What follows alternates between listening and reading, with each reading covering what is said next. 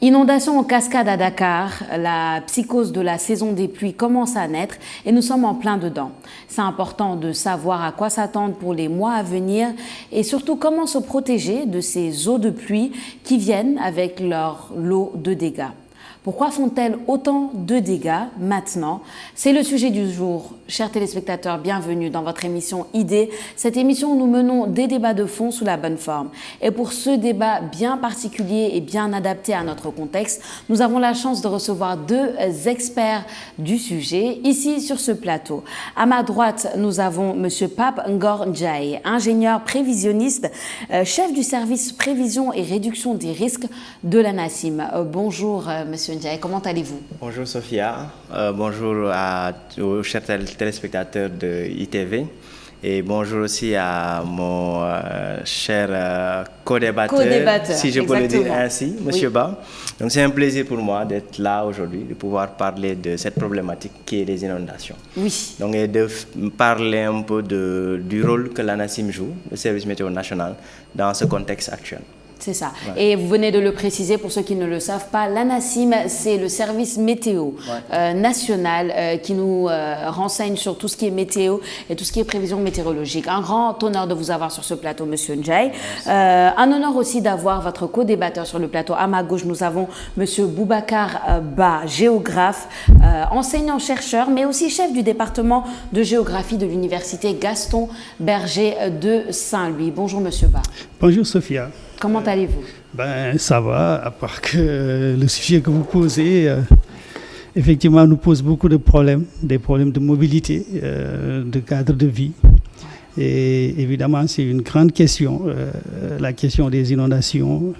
Et donc, j'espère qu'au cours de ce débat que nous allons avoir, on arrivera peut-être à aider à une meilleure compréhension quand même de ces problèmes et peut-être d'esquisser des pistes de solutions.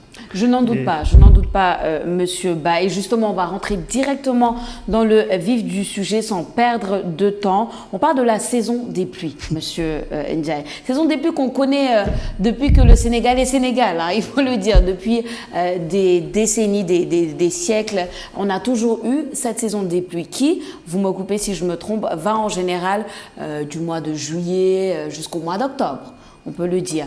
Alors, le changement et la nouveauté, c'est que maintenant, on a l'impression que cette saison des pluies, comme je l'ai dit en introduction, est synonyme d'inondation, de dégâts collatéraux causés par l'eau. Pourquoi ? Est-ce que c'est normal et comment est-ce qu'on en est arrivé là, que la saison des pluies soit maintenant synonyme d'inondation ? Bon, disons, Sophia, que la saison des pluies a longtemps existé. Depuis que le monde est monde, on connaît pratiquement des saisons. Bon, au Sénégal, particulièrement, on est dans un contexte sahélien. Donc, il y a un climat qui est plutôt aride la plupart du temps. Donc, on connaît pratiquement 9 mois en moyenne, 9 mois de saison sèche et 3 mois de saison pluvieuse. C'est ça. Donc, ces 3 mois peuvent varier d'une année à l'autre. Et comme vous l'avez dit, c'est pratiquement de juin à octobre. Pour certaines localités du Sénégal, au sud, par exemple vers Kédougou ou la Casamance, ça peut commencer même au mois de mai. Donc ce sont des périodes qui sont assez figées et on connaît plus ou moins ce qui se passe pendant ces saisons-là. Ouais. Donc dans le contexte actuel, il est vrai que les dégâts sont beaucoup plus importants. Les dégâts sont beaucoup plus importants qu'avant. Mais disons que les phénomènes météorologiques restent tels qu'ils sont, en réalité. On a essayé de voir ce qui s'est passé le 5 août dernier, avec les nombreux dégâts qui ont été notés. Dakar a enregistré près de 130 mm de pluie en 24 heures. Si on interroge un peu notre climatologie, qui date, je dirais, de 1948, donc ça fait très longtemps, 1948 à maintenant, on se rend compte que ce n'est pas une première en réalité, qu'il y ait autant de pluie dans une localité comme Dakar. C'est vrai que ce n'est pas quelque chose qui est assez régulier. Disons qu'on l'a eu que 6 fois depuis qu'on a commencé à faire nos relevés pluviométriques. Mais n'empêche, c'est une situation qui s'est présentée à, disons, quelques fois sur Dakar. Maintenant, qu'est-ce qui fait que actuellement on a plus de dégâts, c'est la question qu'il faudra se poser. Maintenant, la problématique des inondations interpelle beaucoup de facteurs en réalité. Beaucoup de secteurs doivent intervenir, beaucoup de facteurs aussi sont connectés dans cette problématique-là. Il ne s'agit pas seulement de la pluie. La pluie est effectivement l'élément déclencheur. Sans pluie, on ne peut pas parler d'inondation. Mais au-delà de cette pluie-là, il faudrait qu'on essaie d'analyser quels sont les facteurs qui rentrent en jeu. Je ne suis pas spécialiste en la matière, mais il y a l'occupation du sol qu'il faudrait revoir. Donc, comment nous construisons nos villes, quel est l'aménagement que nous faisons de cette ville-là. Donc, il y a certains aspects, peut-être M. Ba va en revenir, tels que la démographie et autres. Oui. Mais dans le contexte purement météorologique, c'est un phénomène qui est certes extrême, mais qu'on a pu voir quelques fois quand même, depuis qu'on a commencé à faire nos relevés. Maintenant, il y a un point qui est important à relever aussi, c'est qu'on est dans un contexte de changement climatique. Oui. Ouais, on peut en revenir un peu plus tard dans l'émission, mais ce contexte nous impose en réalité une sévérité des phénomènes météorologiques extrêmes. Donc on est dans un contexte où les phénomènes météorologiques seront beaucoup plus intenses et beaucoup plus fréquents. C'est le cas des pluies, des fortes pluies. C'est le cas des épisodes de poussière que nous connaissons tantôt. Ouais. C'est le cas de la chaleur aussi. Il fait davantage chaud dans nos pays, dans le monde disons, et davantage dans nos pays, comme le Sahel. Donc ce sont des phénomènes qui sont là, qui sont de plus en plus extrêmes et qui, en réalité, n'arrangent pas le contexte actuel ou bien la problématique des inondations. Donc je peux dire que dans le contexte du changement climatique, on aura de plus en plus des phénomènes météorologiques extrêmes. Je donne juste un exemple. Les 130 mm qu'on a recueillis à Dakar, vendredi passé, il y a une semaine de cela, en faisant notre climatologie, on s'est rendu compte que ce phénomène-là a eu une période de retour de 25 ans. Donc normalement, c'est un phénomène qu'on devrait voir tous les 25 ans. Donc c'est assez particulier quand même ce qui s'est passé le 5 août. Non, laissez-moi finir. Allez-y. Normalement, quand on interroge notre climatologie, c'est un phénomène qui devrait être noté, disons à Dakar, tous les 25 ans. Oui. Mais si on prend en compte le contexte du changement climatique, c'est des phénomènes qu'on peut voir d'une année à l'autre finalement. Ah, d'accord. En fait, le contexte, l'ingrédient changement climatique, dès qu'on change tout. Voilà, en réalité, ça change tout. Il y a une forte variabilité maintenant du climat. Le climat a vraiment changé. Et partout dans le monde. Donc ça veut dire que, juste pour que je récapitule, pour que nos téléspectateurs comprennent bien, le 5 août, qui a été une date importante ici à Dakar, parce qu'il y a eu 130, c'est ça, 130 mm, 131,2. 131,2 mm de pluie, ce qui a causé tous les dégâts qu'on a vus à la zone de captage. On y reviendra dans plusieurs quartiers. C'est normalement un phénomène qui devait avoir lieu tous les 25 ans, mais qui, avec le changement climatique, peut arriver une fois par an. Pas une fois par an, mais très régulièrement. Très régulièrement, on peut dire ça. Voilà. Très extraordinaire. Merci Monsieur Ndiaye pour cette introduction par rapport à ce que c'est en fait finalement la saison des pluies et à quoi il faut s'attendre avec tous ces phénomènes-là. Vous avez touché un point justement que j'aimerais aborder d'emblée avec Monsieur Ba, c'est la question justement de la structuration de notre ville, la question de la démographie, la question de la construction. Parce que dès qu'on pense aux inondations, on pense un peu à ça. Parce que ça revient souvent que c'est parce que justement, on est mal... le pays a été mal... Enfin, la ville de Dakar a été mal construite, où il y a un problème démographique, au niveau de la géographie. Qu'est-ce que vous pouvez nous dire? Qu'est-ce qui n'a pas marché, Monsieur Ba, finalement? Ou trop de choses n'ont pas marché? Sophia, si vraiment on va être sérieux, on va dire qu'il y a beaucoup de choses qui n'ont pas marché. Et beaucoup de choses qui ne marchent pas depuis très longtemps quand on parle de l'occupation de l'espace, de manière générale au Sénégal. Je reviens un peu, si vous le permettez, sur la première question que vous avez posée et à laquelle a répondu mon ami de manière extrêmement claire et précise. Parce que j'ai beaucoup aimé sa réponse parce qu'il dégage quelque chose déjà qui revient assez souvent dans l'argumentaire, c'est l'imprévisibilité. Et quand vous l'écoutez, il vous dit que quand on interroge l'historiographie des pluies au Sénégal, ce qu'on a eu la dernière fois, ce n'est pas si nouveau que ça. Par contre, il alerte. Il dit que cette situation qu'on a vécue, qui n'est pas si rare que ça, parce qu'elle peut se passer en temps normal tous les 25 ans, peut se répéter de manière plus fréquente et plus régulière. Effectivement. Effectivement. Donc c'est là où, effectivement, je crois que les postures doivent changer. Maintenant, interrogeons-nous, le problème c'est la pluie ou c'est nous? Effectivement, oui, c'est la bonne question. Oui. Le problème ce n'est pas la pluie, parce que ce n'est pas les quantités d'eau qui sont tombées qui sont problématiques. Le véritable problème, c'est la manière dont nous occupons l'espace. Parce que quand vous occupez l'espace, il y a au moins trois éléments dont il faut tenir compte. Il y a tous les éléments qui sont d'ordre physique, donc ou bien biogéographique, bioclimatique, tout ce qu'on veut. Il y a les logiques sociales, il y a les logiques économiques.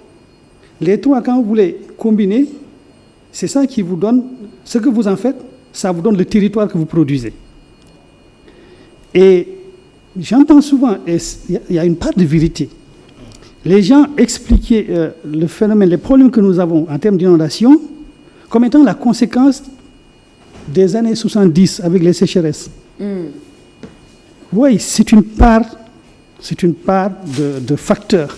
C'est une des parts de facteurs. Mais je pense quand même entre 70 et aujourd'hui, il y a beaucoup d'années qui sont passées. Il y a beaucoup de choses qui sont passées.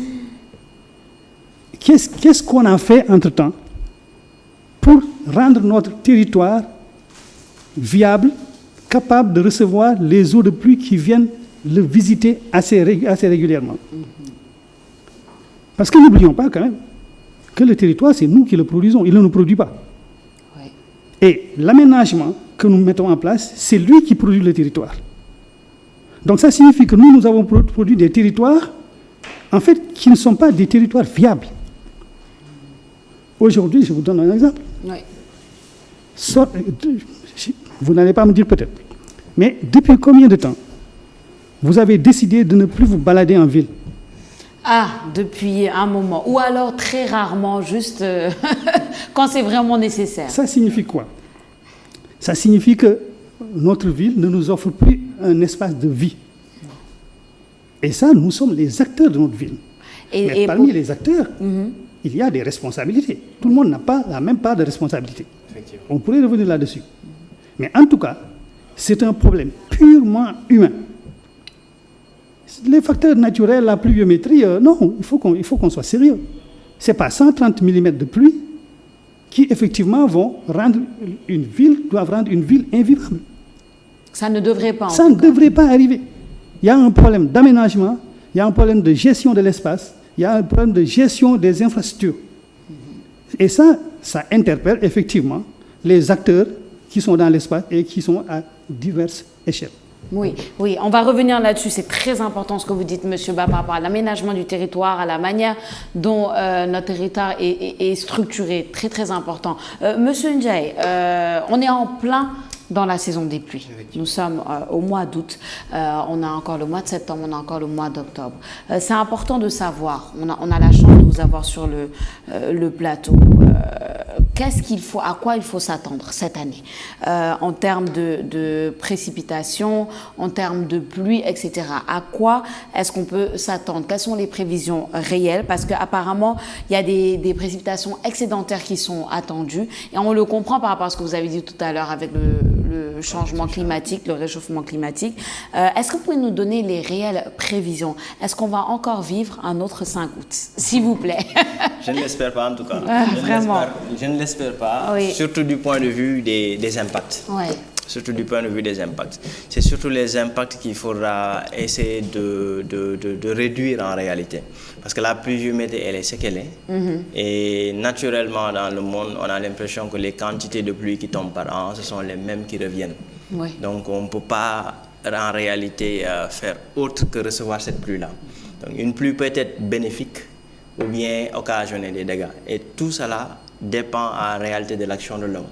Donc c'est comme M. Ba l'a dit. Maintenant, par rapport à ta question, je vais peut-être commencer par l'annonce qu'on avait faite au mois de mai concernant les prévisions saisonnières. Donc on a des prévisions saisonnières qui sont établies au mois de mai et ça se fait dans les pays, c'est en consortium avec des pays du SILS, donc c'est tous les pays pratiquement du Sahel et du Golfe de Guinée qui se réunissent pour établir des prévisions sur le profil de l'hivernage. Donc comment sera la saison? Est-ce que les pluies seront abondantes ou pas? Est-ce que le démarrage de cette saison sera tardif ou précoce? Et quelle sera la fin? On se prononce même aussi sur la fréquence des événements météorologiques extrêmes, comme la fréquence de ces fortes pluies, mais aussi les pauses sèches qui peuvent être notées en milieu de saison, ou bien en début ou en fin de saison. Maintenant, dès le mois de mai, on avait annoncé une saison pluvieuse quand même. On avait annoncé une saison pluvieuse avec, disons, une bonne fréquence des événements extrêmes et très peu de pauses longues, avec un début précoce. Donc c'est ce qu'on avait annoncé au mois de mai. Un démarrage précoce de la saison, une bonne saison, des pluies abondantes, pas mal d'événements extrêmes et pas de pause longue ou bien un risque faible de pause longue. Donc voilà ce qu'on avait annoncé au tout début de la saison des pluies. Et on a remarqué que ce démarrage a été précoce. Oui. Les pluies ont été au rendez-vous. Je donne l'exemple de Dakar. Dakar d'habitude reçoit ses premières pluies ou bien démarre sa saison de pluie le 19 juillet. Oui. Donc c'est la date normale, on dit. Date normale de l'installation de la saison, le 19 juillet. Dakar a reçu ses premières pluies régulières au mois de juin. Wow. Ça montre un peu la précocité de la saison. Donc c'est le cas aussi un peu partout au Sénégal. Maintenant, là on est au mois d'août, vous le dites, et mois d'août et septembre, d'habitude nos parents, nos arrière-parents l'appelaient Warset et Setumbar. Donc ce sont des périodes ou bien des mois qui sont reconnus très pluvieux. Très pluvieux. Au Sénégal. Au Sénégal. Ouais. Donc on est dans des mois, on a annoncé une saison pluvieuse, une pluie abondante, et on est au mois d'août, et disons, on n'est même pas à mi-août, presque mi-août, et il y a le mois de septembre qui reste. Donc on s'attend naturellement à d'autres pluies.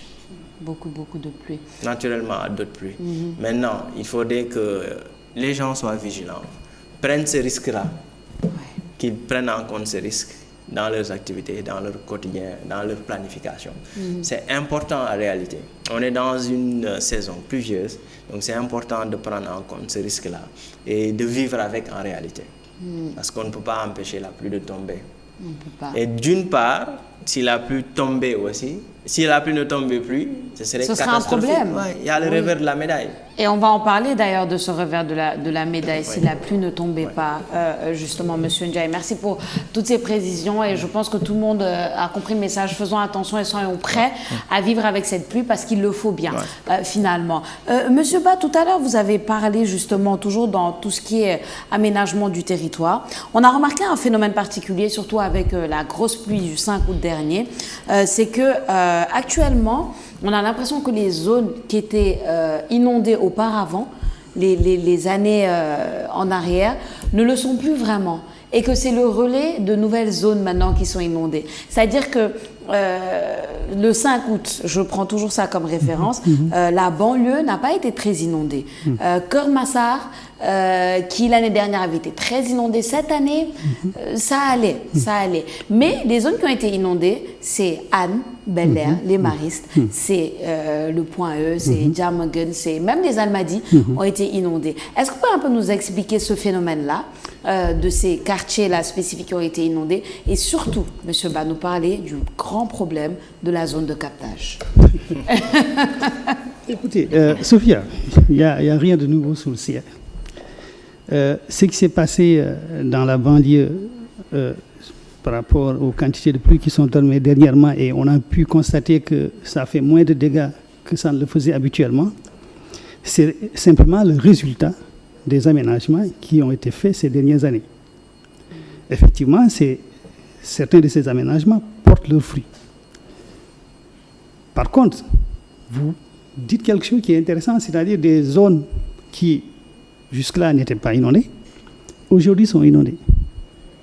Ça signifie quoi? Ça signifie simplement qu'en matière d'aménagement, effectivement, on a fait des aménagements qui n'ont pas permis de recevoir l'eau de pluie dans ces quartiers-là.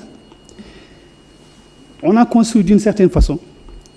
Effectivement, quand vous regardez d'ailleurs ce qui s'est passé, je crois que c'est à Castor. Oui, Castor aussi, waouh. Quand je regarde Castor, je vois les images, je dis, mais tiens, ils sont très forts, ils ont construit une piscine en réalité. Ben oui, vous avez vu les voitures flotter? Oui, les voitures flottaient, Et tout à fait. ça, c'est quoi? Ça, c'est pas la pluie. Ça, c'est simplement parce qu'effectivement, des aménagements ont été mal faits, ou bien ont été mal gérés. En tout cas, c'est un problème de gestion. C'est un problème de gestion des infrastructures. Est-ce que les infrastructures sont adaptées par rapport aux sollicitations des populations? Est-ce que toutes les charges qu'on met dans l'espace sont organisées comme il faut pour qu'effectivement, quand l'eau arrive, l'eau passe? Ça, je suis presque persuadé que ce travail-là n'a pas été fait. Vous prenez des quartiers extrêmement intéressants en termes d'investissement parce que coûteux, comme les Almadies. Mais franchement, si vous connaissez un peu sur l'occupation de l'espace, vous ne pouvez pas être surpris. Quelqu'un qui a un œil averti et va dans ces quartiers, il y va, supposons qu'il est allé il y a 2-3 ans. Je crois qu'il ne serait pas surpris de voir ce qui se passe aujourd'hui. Parce qu'il n'y a aucun programme d'assainissement qui est prévu dans ces quartiers-là. Aucun programme. Et ça, c'est la responsabilité de qui? C'est la responsabilité de qui? Et vous dites, la question que vous avez posée, c'est l'hivernage est là encore. Est-ce qu'on va avoir des inondations? Ben, bien sûr. Je suis désolé de le dire. Les mêmes causes produisent les mêmes effets. Et on n'a pas le temps en ce moment pour effectivement parer à ce qui va se passer dans une semaine, ou bien 2-3 semaines. Ce n'est pas possible. Il faut en prendre conscience et essayer de rectifier le tir. C'est-à-dire qu'il faut retravailler le territoire, le réordonnancer de manière effectivement à ce qu'il s'adapte aux exigences de l'eau. Si on ne le fait pas, on sera toujours là, effectivement, à agir par des mesures ponctuelles. Mais ça ne règle pas le problème. Si vous avez vu ce qui s'est passé au Maristes, c'est la conséquence, effectivement, d'un mal aménagement au niveau de la zone de captage. Et ça aussi, nos techniciens le savaient. Ce n'est pas la faute des techniciens fondamentalement. C'est la faute de tout le monde. Parce que tout le monde savait que la zone de captage ne pouvait pas prendre toute l'eau de tous les quartiers qui, en fait, étaient censés déverser là-bas leurs eaux. C'est impossible, tout le monde le savait. Mais qu'est-ce qui s'est passé, M. Ba, avec la zone de captage? Est-ce qu'on a construit, pour que les gens comprennent bien, les gens qui n'ont pas forcément de notion dans le bâtiment, dans la géographie, qu'est-ce qui s'est passé? Quelles que soient les retenues d'eau que vous faites, vous pouvez faire n'importe quel type de mur pour parer des quantités d'eau. Arrive un moment, ces murs vont céder. L'eau n'est pas faite pour être stockée. Elle doit circuler, s'infiltrer, ainsi de suite. D'accord. Donc, le problème, il est là. Moi je trouve que vraiment, on perd trop de temps parfois sur des problèmes dont on connaît les solutions. Effectivement, c'est intéressant d'ailleurs ce que vous dites tout à l'heure sur la banlieue. Quand on a pris le problème à bras le corps, on a vu des solutions. On a vu que des solutions ont donné des résultats. Oui. Mais ce même programme décennal qui a donné des résultats, il faut peut-être penser à un autre programme, mais cette fois-ci, non pas seulement sur les zones qui sont ponctuellement affectées, mais sur l'ensemble du territoire de la ville de Dakar. Parce que si on ne pense pas globalement à la ville de Dakar, on sera toujours là à boucher des trous comme on est en train de le faire. C'est important, un message très important, monsieur. On vous remercie pour ça. On va y revenir un peu plus en profondeur par rapport aux solutions, plus à long terme que justement des solutions à court terme. Alors, monsieur Ndiaye, pour revenir un peu à la NACIM, ce que moi j'ai remarqué, je sais que vous faites un travail extraordinaire à la NACIM là. le service météorologique national. Vous faites un travail extraordinaire. Nous sommes en collaboration d'ailleurs ici avec vous parce que vos prévisions sont là, vous les donnez, vous en parlez. Comme vous l'avez dit, vous avez donné des prévisions depuis le mois de mai, etc. Ce que je n'arrive pas à saisir, et peut-être j'ai toujours voulu poser cette question, vous poser cette question, Monsieur Ndiaye, c'est comment est-ce que ça se fait, selon vous, que vous êtes là, la NACIM est là, fait un travail extraordinaire, mais que les populations derrière peut-être ne suivent pas, si je peux me permettre de le dire comme ça. C'est-à-dire que la NACIM n'est pas suivie comme elle devrait être suivie. Les populations n'ont pas ce réflexe de regarder qu'est-ce qui va se passer avec la météo avant que je sorte, surtout dans des périodes comme ça où il peut pleuvoir d'une heure à l'autre. Il peut faire beau à midi et pleuvoir à 13h. Qu'est-ce qui fait que les populations ne suivent pas assez, selon vous, pour être bien, pour se protéger elles-mêmes? Bon, je trouve que c'est surtout l'intérêt que la population lambda peut porter à ces informations-là. Si on interroge un peu l'histoire, on se rendra compte que la plupart des pays où la météo s'est vraiment développée, c'est suite à des drames en réalité. C'est suite à des catastrophes. Je prends le cas de la France en 2003, si je ne me trompe, qui a connu une vague de chaleur qui a pratiquement causé pas mal de pertes en vie humaine. Oui. C'est à partir de là, en réalité, qu'ils ont réfléchi et voir comment mettre en place un système d'alerte précoce. C'est-à-dire, si on prévoit des pics de chaleur, comment faire de sorte que la population soit informée. Je prends le cas du Maroc. Ils ont un programme qu'on appelle programme Pluie Provoquée. Ils l'ont mis en place suite à des années de sécheresse. Donc c'est malheureux de le dire, mais c'est suite à des catastrophes que les gens se tournent vers des solutions, à savoir comment vraiment avoir l'information météorologique. Le constat actuel, avec tous les services que nous fournissons nous à la NACIM, on voit que c'est surtout le monde rural qui suit nos informations. D'accord. C'est le monde rural qui suit nos informations. Pourquoi? Parce qu'ils ont un intérêt en réalité à détenir cette information-là. Par exemple, le milieu agricole, le secteur de la pêche, le secteur de l'élevage, ils suivent quotidiennement nos informations. Pour un petit exemple, vous allez dans notre page YouTube, à NACIM, on met un bulletin météo télévisé en français et en Wolof.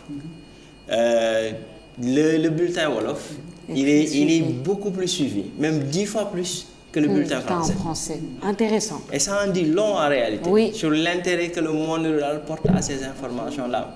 La dernière vidéo qu'on a mise est à peut-être à 400 vues, le Wolof, le français à moins de 100. Ouais. C'est intéressant. Ça montre en réalité que les gens qui ont vraiment intérêt à suivre ces informations-là, ils vont vers l'information. C'est vrai que aussi nous, on a notre part à jouer, c'est-à-dire rendre accessible cette information-là. C'est pourquoi on a développé pas mal de canaux de diffusion. Il y a les télés, comme vous le dites, même ici à ITV, vous diffusez ces informations-là. Exactement. On travaille avec les radios communautaires aussi, qui ont la possibilité de traduire l'information en langue locale. Super. Donc il y a l'Union des radios associatives et communautaires du Sénégal. Donc on fait des formations avec eux pratiquement 2 fois par an pour les familiariser avec les notions de prévision météorologique, de notions climatiques, pour qu'ils puissent traduire l'information en langue locale. On a développé une application mobile qui est là.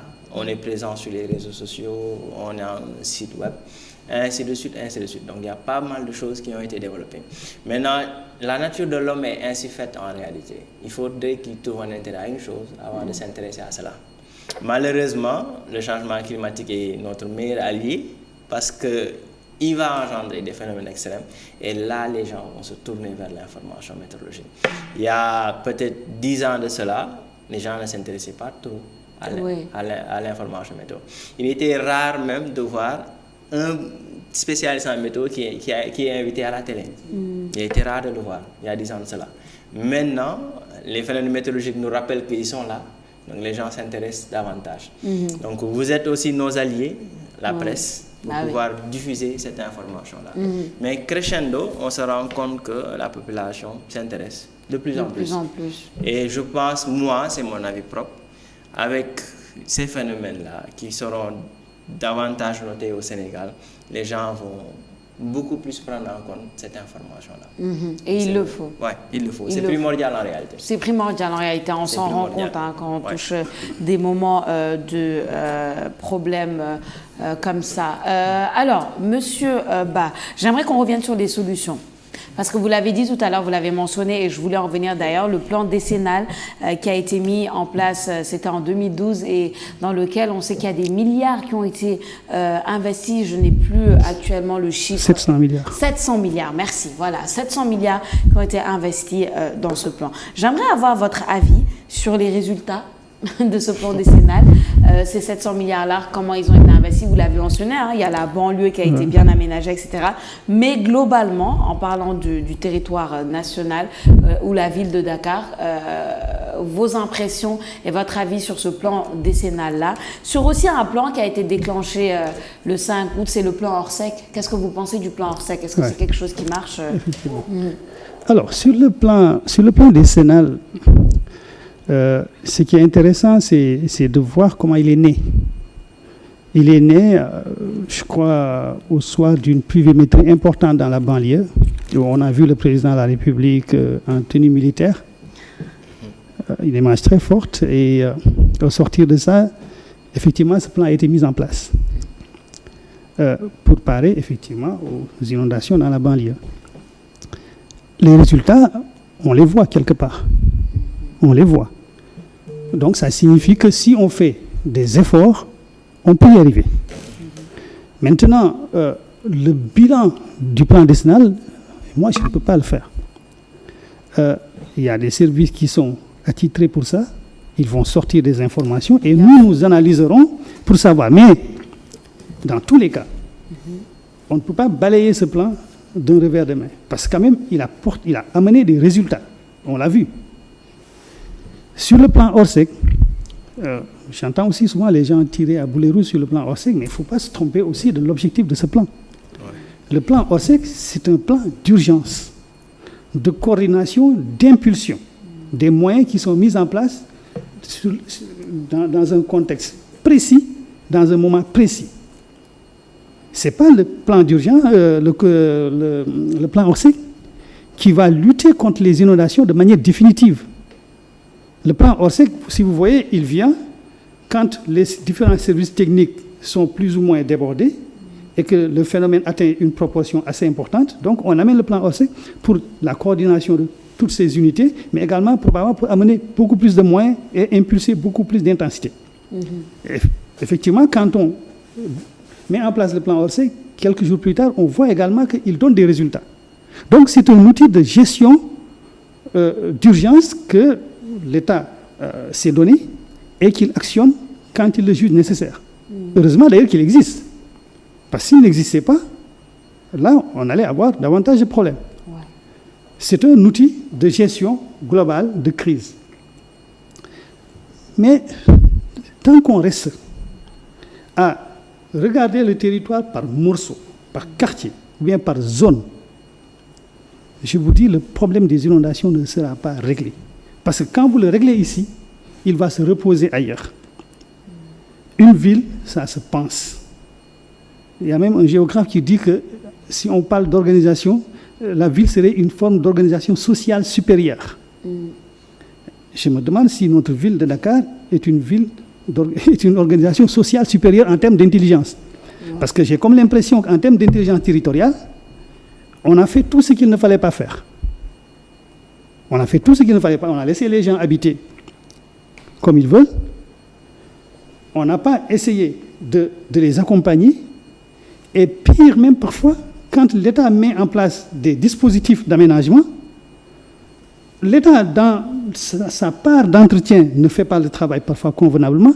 Les populations, dans ce qui les concerne en termes d'utilisation de ces infrastructures et de respect de ces infrastructures également, ne font pas le travail. Donc, fondamentalement, il faut repenser la ville sénégalaise et essayer d'avoir une pédagogie territoriale à l'endroit des Sénégalais. Ce n'est pas que les Sénégalais ne savent pas habiter en ville. Non. La preuve, quand les gens vont ailleurs, ils s'adaptent. Donc pourquoi on ne pourrait pas le faire ici? Ouais. Si on prenait quartier par quartier, on pourrait faire une analyse extrêmement fine pour montrer effectivement les pratiques territoriales qui sont en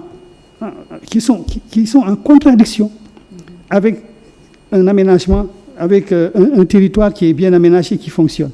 Et malheureusement, tant qu'on continue comme ça, l'État peut engloutir 700 milliards aujourd'hui, 700 milliards dans quelques années, le problème sera entier. Une ville, ça se gère. Ouais. Et c'est le problème de Dakar, c'est qu'on n'a pas été dans la prospective comme il faut. Et même si on ne fait pas dans la prospective comme il faut, mais dans la gestion quotidienne, ça pose problème. On n'apprend à personne. Sortez dans cette ville, essayez de marcher. Vous allez passer votre temps à enjamber des objets, à contourner des gens. Vous rentrez chez vous, vous êtes essoufflé. La pollution vous prend partout. Et donc, dans ces conditions-là, si vous vous obstruez partout, mais l'eau, quand elle vient, mais elle va prendre les portions qui existent, où elle peut circuler, c'est les routes. Elle se crée un chemin. Et les routes, vous pouvez investir sur toutes les routes du monde, mais s'il n'y a pas de canaux d'évacuation, s'il n'y a pas un système d'assainissement, les routes vont être comme des piscines, et vous savez qu'une route n'est pas destinée à être une piscine. Au bout de certains temps, effectivement, elle va céder. Et ça, c'est vraiment de l'argent dépensé dans l'eau comme ça. Et c'est triste de le dire parce que c'est l'argent public. Aujourd'hui, ça fait quoi? Combien d'années on est dans les inondations? Ça fait quand même plusieurs décennies maintenant, au moins 2 décennies. Et on a l'impression que chaque hivernage, c'est le même problème. Donc, arrêtons-nous. L'État doit prendre sa part de responsabilité. Les collectivités territoriales doivent prendre leur part de responsabilité. Les populations doivent prendre leur part de responsabilité. L'espace, ce n'est pas l'espace de quelqu'un, c'est l'espace de tout le monde. Effectivement. Et malheureusement, ici, on a comme l'impression que l'espace, c'est l'espace de chacun. L'espace de tout le monde, ce n'est pas l'espace de chacun. Les gens privatisent pratiquement tout l'espace. Tout l'espace est privatisé.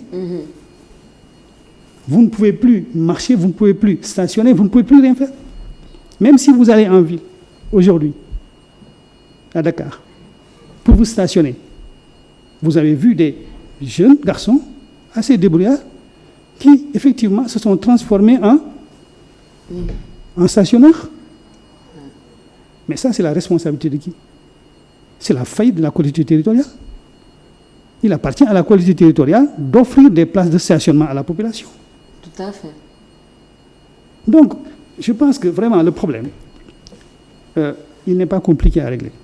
Si les gens prennent leurs responsabilités et font de l'espace un bien commun. C'est ça. C'est ça, c'est important de faire de l'espace un bien commun parce que ça l'est. Alors, M. Ndiaye, un terme que vous avez utilisé depuis le début de l'émission sur lequel j'aimerais que vous reveniez, c'est changement climatique. Pour qu'on comprenne bien, qu'est-ce qui est à l'origine du changement climatique? Je vais introduire cette notion par peut-être enjamber un peu les propos de M. Ba concernant les solutions. Oui. Parce qu'il y a un aspect qui est non moins important, qui est le respect du cadre de vie. Absolument. Il faudrait que aussi nous, Sénégalais, qu'on puisse respecter notre environnement et notre cadre de vie. Moi, je trouve que la gestion des déchets, des ordures ménagères, sont un problème au Sénégal. Absolument. Tu vois un Sénégalais lambda qui sort avec son thé ou bien son café. Mais une fois qu'il finit, son réflexe c'est de le jeter en bas, par terre. Oui. Et ce matériau-là a une durée de vie plus longue qu'un Sénégalais, qu'un humain au Sénégal. Que lui-même qui a jeté ça.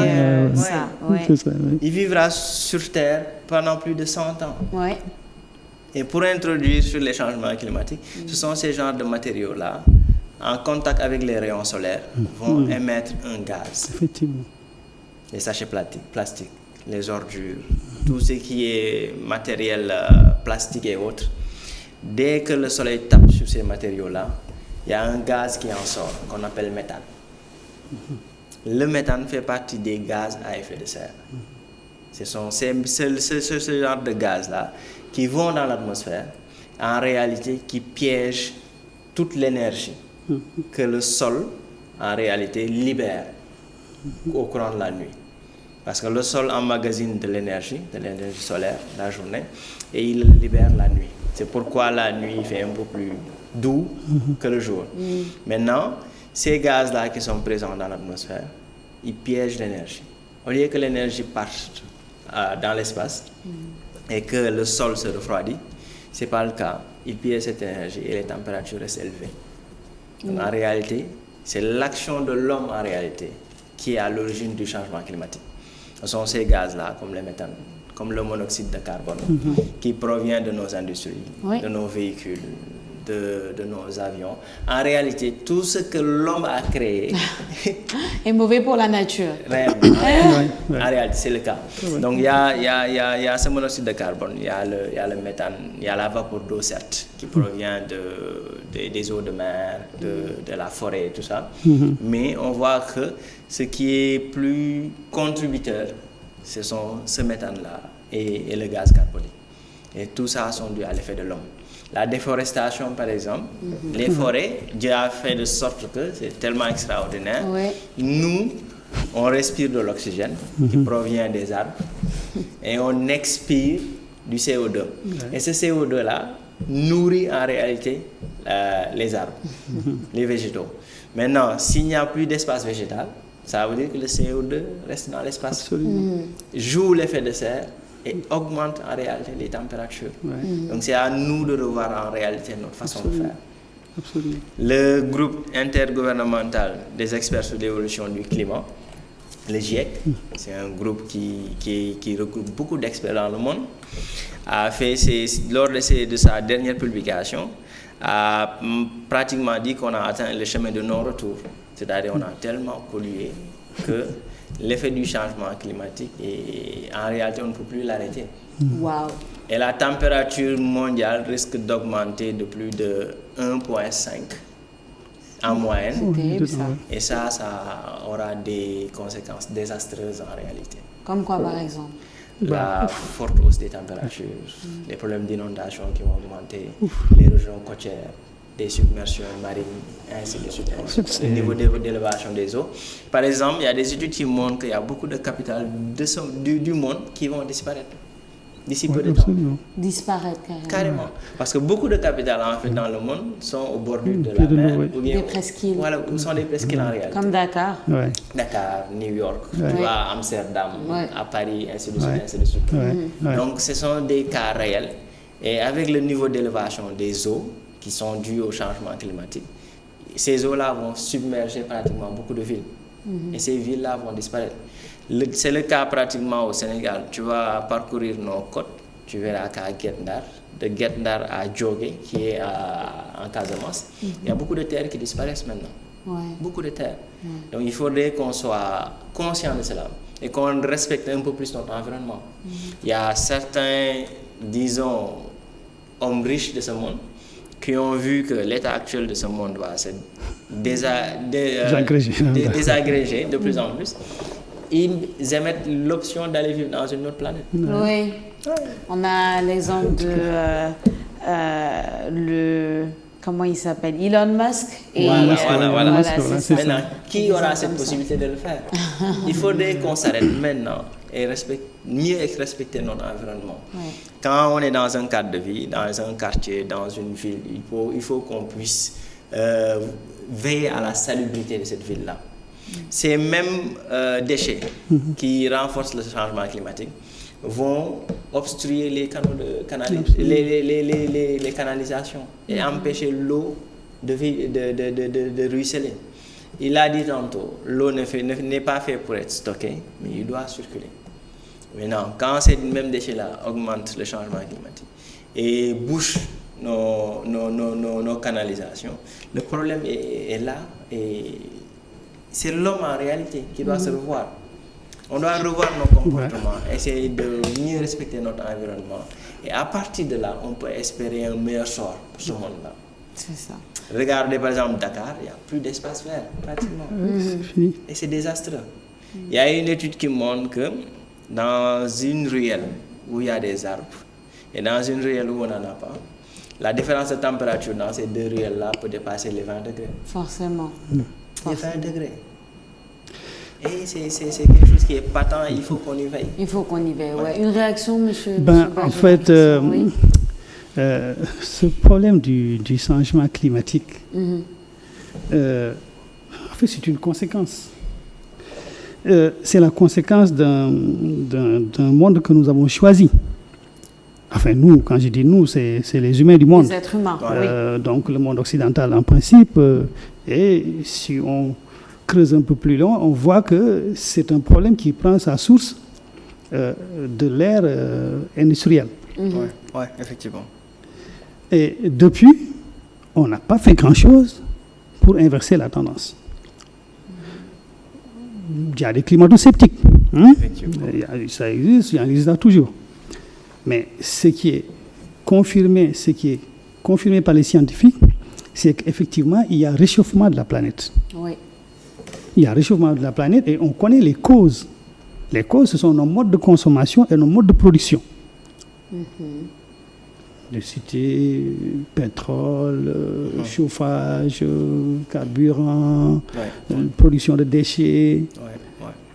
Et même la façon dont on occupe l'espace. Parce que si on n'offre pas à l'espace le moyen de respirer, soit par la végétation ou bien soit par, effectivement, plus d'étendue, effectivement, on contribue au réchauffement. Maintenant, il disait qu'il y en a qui considèrent que c'est irréversible. Je pense que c'est un peu trop dire. Ça peut être réversible, mais dans un temps très long. Dans un temps très long. Parce qu'on constate que les températures, effectivement, ont augmenté entre 1 et 1,5 degrés. Maintenant, le travail, c'est de tout faire pour qu'on n'aille pas vers 2 degrés. Parce qu'au-delà de 2 degrés, il y aura forcément une élévation des niveaux de mer et une transformation en profondeur des écosystèmes qui va effectivement impacter totalement ou bien même déstructurer totalement les systèmes productifs et d'habitat que nous avons conçus depuis des millénaires. Nos systèmes productifs, économiques, industriels et agricoles, effectivement, sont arrimés à des écosystèmes. Maintenant, si on perturbe l'équilibre de ces écosystèmes, on voit les conséquences que ça va avoir sur nos vécus, sur nos qualités de vie, sur notre santé, sur la sécurité alimentaire. Pratiquement tous les domaines de la vie vont être impactés. Est-ce qu'on est suffisamment préparé pour faire face à de tels bouleversements? Parce que c'est des bouleversements. Je ne pense pas. Même les sociétés les plus avancées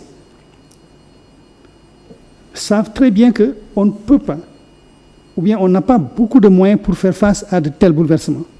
D'ailleurs, ce n'est pas pour rien que c'est eux qui portent le combat.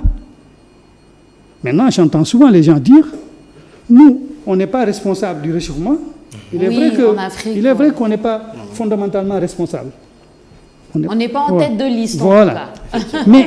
Mais ce n'est pas parce qu'on n'est pas ceux qui ont fait, ce n'est pas nous qui avons déclenché le processus que nous ne devons pas être parmi ceux qui luttent contre le processus, parce que les dégâts qu'ils posent, ils le posent d'abord pour les plus pauvres. Effectivement. On les ressent. On est les plus vulnérables.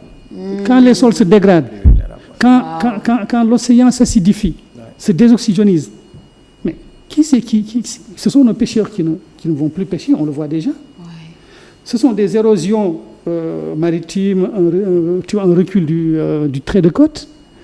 Donc, des habitations extrêmement chères et importantes, un cadre de vie qui se détériore. Donc, on ne peut pas dire que, vu qu'on n'est pas le principal pollueur, qu'on ne fera rien. Il faut faire quelque chose. Maintenant, il y a des mesures d'adaptation qui existent.